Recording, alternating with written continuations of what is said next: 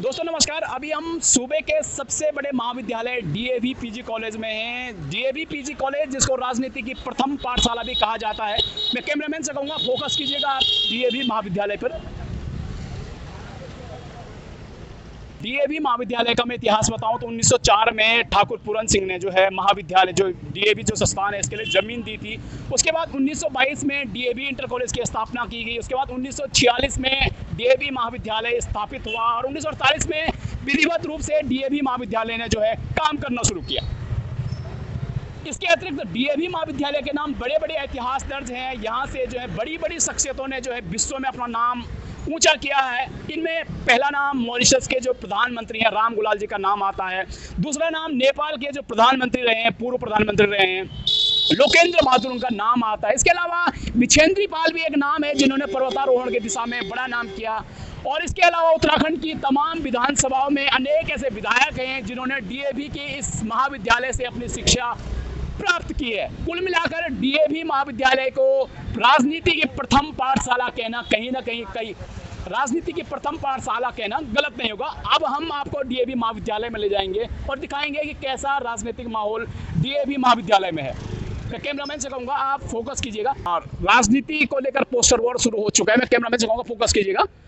और ये poster war हो चुका है। इसके बीच सियासी समीकरण ये भी बता रहे हैं कि कहीं चुनाव होंगे या नहीं होंगे, ये असमंजस की स्थिति अभी भी बनी हुई है।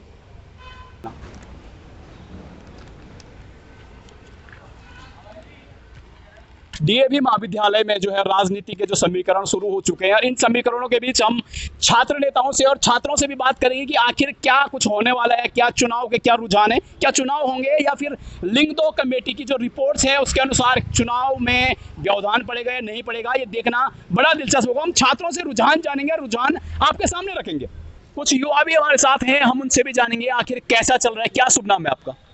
देखिए, सबसे पहले नहीं, पहले क्या नाम है? गोविंद राउत मेरा गोविंद नाम राउत जी। राउत जी, और मैं कौन से ईयर में पढ़ते हैं आप? कौन सी क्लास में पढ़ते हैं यहाँ पे? मेरा अभी ग्रेजुएशन कंप्लीट हुआ है। मैं अच्छा। एमए का छात्र हूँ, एमए पॉलिटिकल साइंस का छात्र हूँ और मैं सत्यम शिवम छात्र संगठन का कार्य करता हूँ। और इस अच्छा। समय डीएवी महाविद्यालय से सेक्रेटरी की तैयारी कर रहा हूँ, महासचिव की तैयारी कर रहा हूँ अच्छा। सत्यम शिवम छात्र संगठन से। देखिए, आपने चुनाव का पूछा, बिल्कुल चुनाव का माहौल डीएवी महाविद्यालय में जोरों और शोरों से है, लेकिन हमारी सरकार के द्वारा अभी तक ऐसा कोई भी निर्णय नहीं लिया गया है कि जो छात्र हितों के लिए, छात्र हितों के जो चुनाव होते हैं, इन हितों के लिए अभी तक कोई भी ऐसा निर्णय नहीं लिया गया। आपको ऐसा क्यों लग रहा है कि निर्णय नहीं लिया गया या चुनाव नहीं होंगे? देखिए, लिंग दो एक कमेटी है। हाँ, हाँ। और जो मेरे द्वारा ना आपके द्वारा बनाई गई है, वो कोर्ट के द्वारा बनाई गई है। तो उसके अनुसार 45 दिन के भीतर जब से सेशन खुलता है, जब से सत्र शुरू होता है, उसके भीतर 45 दिन के अंदर इलेक्शन होने चाहिए। लेकिन अभी तक हमारा 11 जुलाई से हमारा सत्र ओपन हो चुका है और अभी तक 45 दिन से ऊपर का समय हो चुका है। मेरा नाम अभिषेक अभिषेक जी, क्या लग रहा है राजनीतिक माहौल डीएवी कॉलेज का? भैया। अभी तो यही हो रहा है कि इलेक्शन की डेट नहीं आ रही है, कुछ अच्छा। भी प्रचार वगैरह नहीं हो पा रहा है, तो फिर इस वजह से सब लोग अभी बंदी है। मतलब किसी को एक तरीके से वो नहीं मिल रही है सूचना कि इलेक्शन हो रहे हैं कि नहीं। सब अपने कार्य में थोड़ा वो लेट कर ही रहे हैं। इसी कुछ बोलेंगे? नहीं, आप कहाँ से आए हैं? यही बोलेंगे। आप कहाँ से आए हैं? मैं राजस्थान से आया हूँ। राजस्थान से। यहाँ क्या करने आए हैं? भाई मैं ऐसे कम तैसे करने आया हूँ। ऐसी कम तैसी? अच्छा, किसकी ऐसी कम तैसी करने आए हैं? अरे भाई जी, इधर तो आओ। इधर बार चुनाव के लेकर बड़े बड़े पोस्टर टंगे हुए हैं, पोस्टर वॉर भी चल रहा है। क्या लग रहा है इस बार क्या समीकरण है? समीकरण क्या, पोस्टर टंगे है तो इलेक्शन होगा ही। अभी तो बाकी तो डिपेंड करता है कि किसको क्या टिकट का वो रहता है, कंफर्मेशन उसी के बाद में कुछ निराकरण निकलेगा। ऐसे फ्यूचर प्रेडिक्शन तो नहीं कर सकते हम लोग। बिल्कुल। मेरा नाम सचिन त्रिवेदी है, मैं लॉ का विद्यार्थी हूँ। अच्छा। और पहले भी छात्र संघ में मैं भागीदारी कर चुका हूँ। किस पद पे रहे सर आप छात्र संघ चुनाव? 2018 में छात्र संघ उपाध्यक्ष था। छात्र संघ एक बहुत ही ज़रूरी चीज़ है। ये नई जो स्टूडेंट्स हैं उनमें एक लीडरशिप क्वालिटीज़ डेवलप करने के लिए बहुत ही ज़रूरी प्लेटफॉर्म होता है और इसी प्लेटफॉर्म से जुड़ के आगे भी लोग बहुत कुछ करते हैं। अच्छा, इस बार के चुनाव के बारे में बात करेंगे। क्या लग रहा है आपको इस बार? पोस्टर वॉर हो चुका है, कहीं ना कहीं पोस्टरों से लग रहा है कि चुनाव हो सकते हैं या होंगे। क्या आपको क्या लग रहा है? चुनाव होना चाहिए। सिर्फ चुनाव। अच्छा, जो लिंग दो कमेटी की बात है, जो उसके नियम है, उसका क्या होगा फिर? लिंग दो कमेटी सुप्रीम कोर्ट द्वारा स्थापित की गई थी, बट उसमें कुछ वो एक गाइडलाइंस थी और वो सिर्फ 5 वर्ष के लिए एज अ एक्सपेरिमेंट लागू की गई थी। उसके बाद उसको मानने की कोई बाध्यता किसी भी सरकार पर या किसी भी कॉलेज पर नहीं है। जैसे आप देखना चाहोगे, हमारे यहाँ केरल एक ऐसा राज्य है जो लिंग दो समिति को नहीं मानता है। हमारे यहाँ केरल लिंग दो समिति को नहीं मानता है। तो लिंग दो समिति अपनी जगह ठीक है, परंतु चुनाव कराने के लिए जो समय था वो निकलता जा चुका है। हम प्राचार्य के पास जाते हैं, प्राचार्य कहते हैं कि सरकार से अनुमति नहीं है, सरकार कहती है कि यूनिवर्सिटी से अनुमति नहीं है। तो छात्रों को सिर्फ घुमाया जा रहा है और कोई भी व्यक्ति चुनाव कराने का इच्छुक नहीं है, ना ही कोई चुनाव कराना चाह रहा है। और इसमें सरकार का एक बहुत बड़ा रोल है, क्योंकि अगर हम प्राचार्य पे दबाव भी बनाते हैं चुनाव कराने के लिए, तो एट दी एंड में शासन और प्रशासन का सपोर्ट चाहिए होता है। शासन और प्रशासन क्या कहेंगे आप?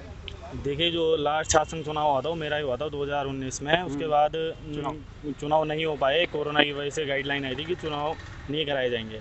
परंतु उसके बाद कोरोना की गाइडलाइन ख़त्म करने के बाद भी सरकार द्वारा उसके बाद कोई चुनाव नहीं हो पा रहे हैं। और जो छात्र नेता यहाँ पे तैयारी कर रहे हैं पिछले 2-3-4 वर्षों से, वो अपने तैयारी में लगे हुए हैं। और इस समय कॉलेज में पूरा माहौल छात्र संघ का है और छात्र संघ चुनाव को लेकर छात्र नेता पूरे अपने ज़ोरों शोरों से तैयारी में लगे हुए हैं।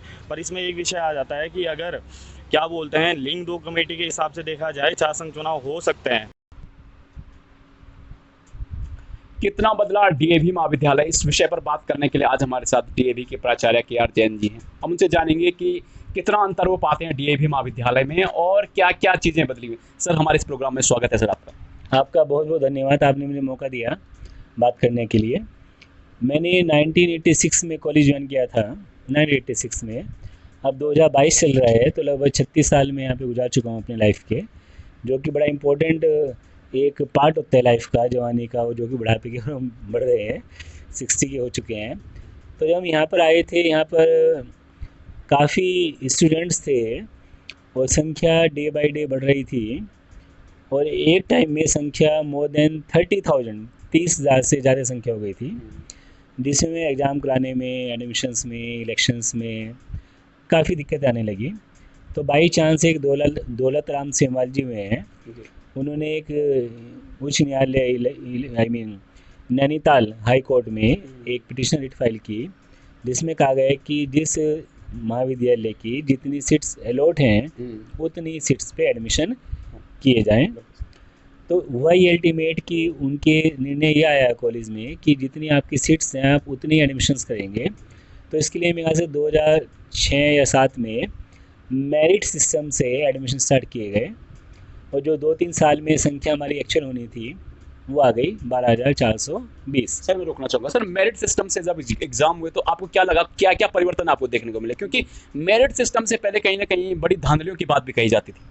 मैं आपसे यहाँ पर ये बताना चाहूँगा कि जब हम ऑनलाइन रजिस्ट्रेशन कराते हैं, ऑनलाइन रजिस्ट्रेशन जैसा आप रेलवे में रजिस्ट्रेशन होता है उसका एक सिस्टम होता है, उस सिस्टम के तहत चलता है। उससे पहले जब हम मैनुअली हम काम कर रहे हैं, मेरिट नहीं बना रहे हैं और एडमिशन यहाँ पे बिहार के, हिमाचल के, दूसरे स्टेट के, उत्तराखंड के, यूपी के, है ना, डिफरेंट, जम्मू एंड कश्मीर के, पंजाब के सभी बच्चे यहाँ पर आते थे और कोशिश रहती थी डीएवी कॉलेज में एडमिशन ले लिया जाए।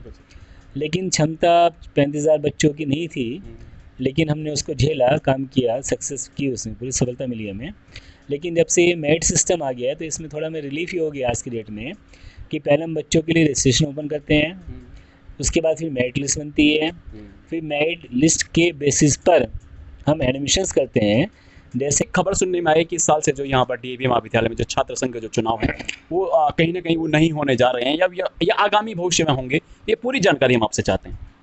मैं इसमें आपको ब्रीफ करना चाहूँगा कि इसमें एक लिंग दो समिति है जिसकी रिपोर्ट के बेसिस पर महाविद्यालय इलेक्शन कर सकते हैं।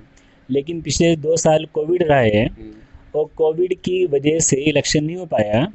2018 में जो मंत्री जी थे उनका एक लेटर आया हमारे पास, मैं आपको दिखा भी सकता हूँ कि आप एक डेट को पहले आप पोलिंग कराइए, फिर काउंटिंग कराइए, तो उसके बेसिस पर कॉलेज में इलेक्शन कराया गया था।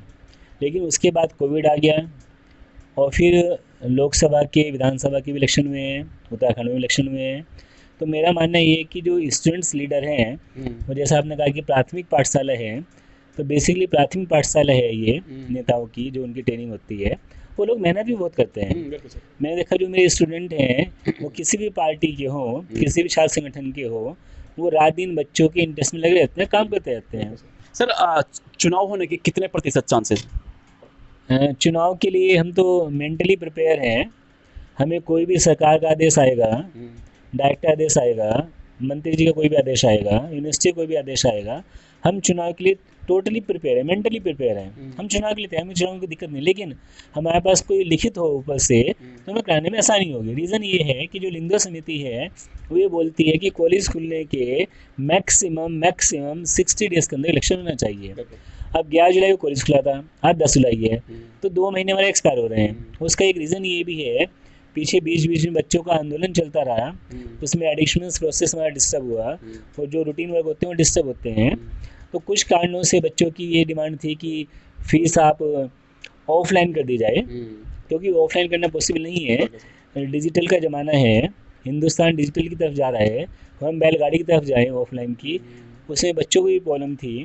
प्रॉब्लम ये थी कि हमारे छात्र नेता तो बहुत अच्छे हैं, बड़े पॉजिटिव हैं, बड़े सपोर्टिव हैं, लेकिन कुछ ठेकेदार लोग वो आके बुकिंग कर लेते हैं, बच्चों से फीस ले लेते हैं और फीस जमा नहीं हो पाती बच्चों की। सर ये भ्रष्टाचार का मुद्दा जो है, जब हम कॉलेज में पढ़ते थे आज से कुछ साल पहले, तो ये उस समय भी जो है ये चीज़ें लागू थी। और इस पर डिजिटल जो आजकल जो जमाना है, डिजिटल डायरेक्ट आप जो है कॉलेज के अकाउंट में पैसा जमा कर सकते हैं, इससे कहीं ना कहीं भ्रष्टाचार पर जो है लगाम लगती। क्यों सर?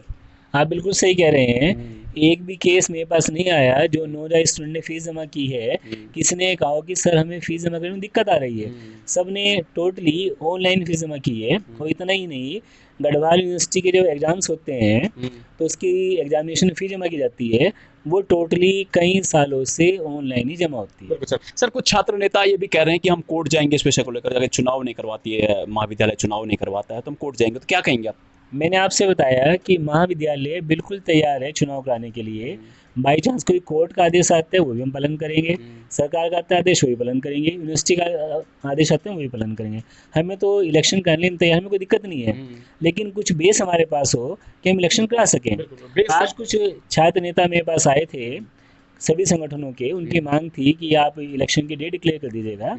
तो मैंने उनसे ही कहा भाई आप मुझे लिख के दे दीजिएगा, मेरे हाथ मजबूत करिएगा, मैं उस डॉक्यूमेंट के बेसिस पर आगे बात करूंगा और जैसे ही मुझे ग्रीन सिग्नल मिलेगा मैं इलेक्शन कराऊंगा। मुझे इलेक्शन कराने में कोई भी प्रॉब्लम नहीं है। हमारा पूरा स्टाफ डीएवी कॉलेज का इस बात के लिए मेंटली तैयार है, क्योंकि इलेक्शन होने चाहिए। जब लोकसभा के, विधानसभा के इलेक्शन हो सकते हैं और कोविड खत्म हो चुका है और कोविड का बैन भी हट चुका है, तो अब इलेक्शन की बात आती है तो इलेक्शन होने चाहिए। सर एक महाविद्यालय में राजनीतिकरण का कितना सही मानते हैं आप इसे? मेरा मानना ये है कि जो स्टूडेंट्स की प्रॉब्लम्स हैं उस प्रॉब्लम्स के लिए पूरा महाविद्यालय प्रशासन, हमारे सभी शिक्षक साथी, सभी नॉन टीचिंग साथी तत्परता से लगे हुए हैं। लेकिन अगर कोई बाहरी तत्व इनको लेके मतलब बात को बढ़ाता है अननेसरी, तो वो थोड़ा सा जो वर्किंग्स है कॉलेज की वो इफेक्टेड होती है। बाहरी हस्तक्षेप नहीं होना चाहिए, जो बाहर उनकी अपनी पॉलिटिक्स है वो करें, लेकिन जो टीचर्स स्टूडेंट्स का रिलेशंस है, जो भी बड़ा गुरु और छात्र का सम्मान का होता है, उसको हम मेंटेन करें। इस महाविद्यालय में सर आने के लिए मैं देख रहा हूँ कि कोई भी यहाँ घुस जाता है, तो क्या है कुछ नियम कानून नहीं बनाए गए? मैं लंबे समय से देख रहा हूँ कोई भी यहाँ आ जाता है, तो आपको क्या लगता है कहीं ना कहीं कुछ अराजक तत्व भी आ सकते हैं, तो उनको कैसे रोकेंगे? अभी मैं अखबार में पढ़ रहा था, हमारे जो माननीय वो शिक्षा मंत्री हैं धन सिंह रावत जी, डॉक्टर धन सिंह रावत जी, उनका स्टेटमेंट था कि डीएवी कॉलेज में, हल्द्वानी के कॉलेज में, उनका नाम लिखा था एमपीजी कॉलेज, वहाँ पे आई कार्ड के माध्यम से बच्चे प्रवेश कर पाएंगे, ताकि बाहर के बच्चे वहाँ प्रवेश ना कर पाए। उनका बहुत ही अच्छी पॉजिटिव पहल है उनकी, लेकिन अभी तक मेरे पास लिखित में नहीं आया है और बच्चों के सबको अभी आई कार्ड भी इशू नहीं हुए हैं। तो हम गेट पे ये व्यवस्था करेंगे अपने प्रोक्टल बोर्ड के माध्यम से, पुलिस के माध्यम से, कि कॉलेज में केवल वही बच्चे एंट्री कर पाए जिनके पास आई कार्ड है। सर आई कार्ड की बात आपने कही कि जिनके पास आई कार्ड हो और वो कॉलेज में प्रवेश करेंगे, तो कहीं ना कहीं कॉलेज में अनुशासन बना रहेगा और कहीं ना कहीं शांति व्यवस्था बनी रहेगी। परंतु सर आप मानते हैं कि ये व्यवस्था लागू हो पाएगी? क्योंकि छात्र राजनीति जो है चरम पर होगी, चुनाव होते हैं, उसके बाद कहीं ना कहीं एक इसमें एक अंतर्द्वंद उत्पन्न हो जाएगा। आपको लग रहा है कि जो बाहरी तत्व हैं फिर उनका आना आसान हो जाएगा या नहीं हो पाएगा? नहीं, इसमें चेक होगा, हमारी पूरी टीम जो है वहाँ पर रहेगी, पुलिस प्रशासन वहाँ पे रहेगा, जो कि अभी भी वहाँ पे बटालियन यहाँ पर रुकी हुई है 25 लोगों की, वो भी गेट पे बैठते हैं। जैसे अभी इलेक्शंस होते हैं तो आपको याद होगा इलेक्शंस के दौरान कि वही बच्चे एंट्री कर पाते हैं जो कि हमारे पुलिस के स्टूडेंट हैं, उनके आई कार्ड है। लेकिन कोई पेरेंट्स आ रहे हैं, उनकी जेन्युइन दिक्कत है, कोई प्रॉब्लम है उनको फीस को लेके, या एडमिशन की इंक्वायरी के लिए आते हैं, या सर्टिफिकेट बनाते हैं बैक डेट से अपना, जिनको नौकरी लगती है IAS PCS की, जहाँ पे उनका सिलेक्शन होता है SSB का या आर्मी का, तो लोग आएंगे, उनका वेलकम है। लेकिन सिर्फ मैं चाहूँगा कि केवल वही लोग कॉलेज में एंट्री करें जिनको कुछ काम है। फालतू में नर्सरी कॉलेज में आके हौले मचाना और उधर ताड़ना, वो कॉलेज की व्यवस्था को डिस्टर्ब करता है। तो तमाम वो लोग अराजक तत्व में उनको कहूंगा जो कॉलेज का माहौल बिगाड़ने का काम करते हैं, कृपया वो कॉलेज में आकर जो है इस प्रकार का जो है अशांति न फैलाएं। सर, एक व्यक्तिगत सवाल मेरा और है कि आप जो है खुद भी जो है प्रिंसिपल रहने के बावजूद जो है क्लास पढ़ाते हैं, डेली क्लास पढ़ाते हैं, अटेंडेंस लेते हैं, खुद में आप सराहनीय कार्य करते हैं, तो कैसे देखते हैं सर? और लोग जो प्रिंसिपल होते हैं कहते हैं कि हमारे पास वर्क डन है, हम क्लास कैसे पढ़ाएं, तो आप कैसे देखते हैं सब चीज़ को? क्या वास्तव में जब आप समय निकाल सकते हैं तो और लोग नहीं निकाल सकते? मैं बताना चाहूँगा कि मुझे 36 साल हो गए हैं कॉलेज में, जैसे मैंने आपको बताया 86 में ज्वाइनिंग है। पहले दिन से लेके आज तक मैंने एक अपनी हैबिट बना रखी है कि मुझे क्लास में जाना है, भले ही मैं मंदिर ना जाऊँ, लेकिन जो मेरी क्लासरूम में है वो मेरे मंदिर के बराबर है, और जो मेरे स्टूडेंट्स वहाँ बैठे हुए मेरे भगवान हैं। बिल्कुल सर, आपने बहुत बड़ी बात कही कि क्लासरूम जो है मंदिर से कम नहीं है, मंदिर है, और ये बहुत बड़ा उदाहरण है शिक्षा के क्षेत्र में ऐसे लोग रहते हैं। हमारे जो है सर जो है प्रिंसिपल सर जो है बहुत बड़ी बात कह रहे हैं कि जो है उनके लिए वही मंदिर है, जो एक क्लासरूम है वही मंदिर है। सर, जो छात्र है मेरे भगवान है। बिल्कुल बिल्कुल सर, वही मुझे एसेस करते हैं कि मैं काला करता हूँ, सफ़ेद करता हूँ, अच्छा करता हूँ, बुरा करता हूँ, लेकिन मुझे खुशी है इस बात की कि क्लास में मैक्सिमम बच्चे जो कि 100 भी होते हैं, 100 से प्लस भी होते हैं। आज मैंने आपको एक छोटी सी वीडियो क्लिप भी दिखाई, बाई चांस वो आज बन गई है, मैंने अटेंडेंस भी दिखाई है। तो क्लास में हमेशा मैं वो अटेंडेंस की सीट भी आपको दिखाना चाहूँगा, क्योंकि हो सकता है कि हम पर आरोप भी लगे हैं कि कहीं ना कहीं जो है हम अन्यथा प्रचार कर रहे हैं, परंतु मैं आपको ये दिखा रहा हूँ। ये कैमरामैन से कहूँगा फोकस कीजिएगा। सर जो है हमेशा क्लास लेते हैं, मैं कोई सर से पहली बार मुलाकात मैंने की है, और मैं कैमरामैन से कहूँगा आप इस पर फोकस कीजिएगा और इसको आगे और पीछे दोनों तरफ आप दिखाइएगा। साथ में एक बाई चांस आज की वीडियो भी है मेरे पास, क्लिपिंग भी है 30 सेकेंड्स की, वो भी बनी है। शिक्षक साथी हैं कॉलेज के जो कि लगभग 143 के आसपास आज की डेट में है, जिसमें आर्ट भी है, साइंस भी है, कॉमर्स भी है, लॉ भी है, BEd भी है। सभी शिक्षक साथी पूरे तन मन धन से अपने क्लासेस में लगे हुए हैं। आप कभी भी चेक कर सकते हैं, आपको स्टूडेंट्स भी मिलेंगे, टीचर्स भी मिलेंगे। ये बात अलग हो सकती है कि कुछ क्लास में कम हो, कुछ में ज़्यादा हो, क्योंकि कुछ में संख्या कम है बच्चों की, कुछ में ज़्यादा है, लेकिन पूरा कॉलेज अभी हमारे एडमिशन्स पूरे हुए हैं। मैंने पिछले महीने से ही 27 तारीख से ये क्लासेस स्टार्ट कर दी थी। बीच में 2-4 दिन की दुशहरा वेकेशंस थी, लेकिन क्लासेस में लगातार चल रही हैं और सभी शिक्षक साथी क्लास ले रहे हैं। मैं अकेला नहीं हूँ, सभी लोग लेते हैं क्लास। इक्का दुक्का कोई छुट्टी पे है, बीमार है, बाहर है, वो बात अलग हो जाती है। लेकिन आज के डेट में जो कॉलेज में क्लास का माहौल बना हुआ है, टीचिंग का माहौल बना हुआ है, और बाकी जो मल्टीपल एक्टिविटीज़ में चल रही हैं, उससे मैं बड़ा खुश हूँ, बड़ा सेटिस्फाइड हूँ। और हर काम को टीचर्स के इंटरेस्ट में, स्टूडेंट के इंटरेस्ट में, कॉलेज प्रशासन के इंटरेस्ट में, वो सब काम में प्रायोरिटी में करने की कोशिश करता हूँ। और पहले मैं बाई चांस क्लास ज़्यादा लेता था, 3 क्लासेस लेता था, तो मुझे कहा गया कि अब 3 घंटे लगातार पढ़ा के भी ऑफिस में पॉसिबल नहीं होगा। तो मैंने कम से कम मेरी फर्स्ट पीरियड जो BCom के में बच्चे हैं फर्स्ट सेम के, उनकी क्लास में लेना चाहूँगा। बिल्कुल सर। सर, एक सवाल और है कि उच्च शिक्षा का में जो अध्यापक होते हैं, जो बड़े बड़े पदों पर जो भी टीचर्स होते हैं, उनका राजनीतिकरण कि कहीं ना कहीं वो किसी पार्टी से जुड़े होते हैं, और कहीं ना कहीं उनको चुनाव लड़ने की स्वतंत्रता भी होती है। तो आप क्या मानते हैं, वास्तव में ये राजनीतिकरण सही है या नहीं है? मेरा मानना ये है कि मैं पुरानी बात करूं थोड़ी सी, हमारे मुरली मनोहर जोशी जी वो सेंट्रल मिनिस्टर भी रहे हैं, एजुकेशन मिनिस्टर भी रहे हैं, HRD मिनिस्टर भी खास रहे हैं, और इलाहाबाद यूनिवर्सिटी के प्रोफेसर भी रहे हैं। ऐसे हमारे उत्तराखंड में भी कुछ लोग रहे हैं जो कि यूनिवर्सिटी में भी रहे हैं और पार्टी में भी रहे हैं, मंत्री के पद पे भी रहे हैं, लेकिन बाद में उनको वहाँ से नौकरी छोड़नी पड़ी और एक ही पद लेना चाहिए। मेरा सिर्फ निवेदन सुझाव ये है। सर, मैं रोकना चाहूँगा। सर, आप सही मानते हैं इसको, नहीं मानते? सर, मैं इसको बिल्कुल भी सही नहीं मानता, बिल्कुल भी सही। कहीं ना कहीं ये छात्रों के हितों के साथ कुठाराघात है, और उच्च शिक्षा में इस प्रकार की व्यवस्था होना मुझे लगता नहीं है कि ये जो है सही है। ये मेरे व्यक्तिगत विचार है, इसको आप अन्यथा ना लीजिएगा। मैं सर से भी जानना चाहूँगा, सर आपको लगता है बिल्कुल सही है? मेरा मानना ये है कि जो हमारा प्रोफेशन है, अगर हमने प्रोफेशनली पॉलिटिक्स अपना रखी है तो हम पॉलिटिक्स करें, बिल्कुल सर। लेकिन हम टीचिंग में तो टीचिंग करें, हम कॉर्पोरेट में तो कॉर्पोरेट करें। तो जो जिसकी प्राइम ड्यूटी है वो प्राइम ड्यूटी पे फोकस करना चाहिए। प्राइम ड्यूटी के बाद अगर उसको टाइम मिलता है, वो कुछ दूसरे काम करना चाहता है अपने परिवार के लिए, समाज के लिए, NGO के लिए रूप में, तो वो काम करे। लेकिन जो उसकी प्राइम ड्यूटी अगर क्लासेस की है, कॉलेज की है, और जो कि 5 घंटे मिनिमम फिक्स भी किया गया यूजीसी के द्वारा, उस दौरान वो अपना काम करे, कॉलेज में उपलब्ध रहे। मेरे से भी से निवेदन है ये। रिटायर्ड प्रोफेसर हैं, रिटायर्ड जो अध्यापक हैं, उनको दोबारा से सेवानिवृत्त होने के बाद जो है स्वैच्छिक विदाउट जो सैलरी है, विदाउट बिना वेतनमान की जो है, उनको बच्चों को पढ़ाना चाहिए, क्योंकि उनकी नैतिक जिम्मेदारी भी बनती है। इसमें मैं बताऊंगा कि जो मेरी रिटायरमेंट एज है वो ऑलरेडी 65 ईयर्स है। जी, जी, जी, जी। पहले 60 थी, अब 65 हो गई है। अब आदमी 65 में 40-45 साल पढ़ा ले और फिर उससे ये कहीं भी आप बिना नहीं, जो करना चाहते हैं ये स्वेच्छा पर डिपेंड करता है। स्वेच्छा से जब मैं रिटायर हो जाऊंगा, अगर मेरे शरीर में जान रही, मैं ऑफर करूंगा अपनी सेवाएं। बाकी मैं किसी गारंटी नहीं ले सकता इस बारे में। निःशुल्क। निःशुल्क, बिल्कुल निःशुल्क, बिल्कुल निःशुल्क। बिल्कुल सर। तो आप देख रहे हैं कैमरे के सामने जो है सर ने हमें बताया कि वास्तव में रोल मॉडल हैं, और उत्तराखंड ये नहीं, पूरे भारत के जो अर्थव्यवस्था है, भारत को आगे बढ़ाने में शिक्षाविदों का महत्वपूर्ण रोल रहता है। यही वो शिक्षाविद हैं जो जिनकी नीति और जिनके जो नियंता होते हैं, वास्तव में यही लोग होते हैं। परंतु इनको कितना सामाजिक सरोकारों से जोड़ा जाता है, सामाजिक सरोकारों में इनकी कितनी भूमिका होती है, ये जो है ये आप भलीभांति जानते हैं। तो आज हमारे साथ डीएवी के प्राचार्य मौजूद थे, उन्होंने सारी बातें बताई हमें, और खुलकर सारी बातों पर जो है अपना ज्ञान हमें रखा, अपना ज्ञान हमारे साथ रखा। तो आप देखते रहिए पर्वत जर्नलिस्ट। धन्यवाद।